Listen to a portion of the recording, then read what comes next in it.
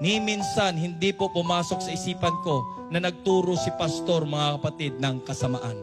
Puro kabutihan po ang tinuro ng ating mahal na pastor. Nakita ng buong sanlibutan, mga kapatid, during the 16-day siege, ang pagtuturo ng appointed son na naitanim sa ating mga puso bilang mga anak ng Ama. The forces of the enemy came here forcibly. They occupied our place as if it is their own. Binalahura, binastos, they blasphemed the holy grounds, mga kapatid. It was lawless. We witnessed that. Every one of us, mga kapatid, have a story to tell paano nila binaboy ang lugar natin.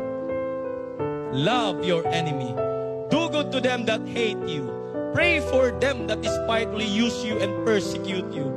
Bless them that curse you. Hindi tayo nanghina. Hindi tayo tumalikod.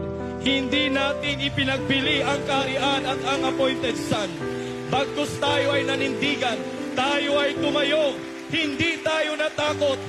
Kahit buhay pa ang kapalit. Hindi nang lupaypay ang ating pananampalataya sa anak ng Diyos.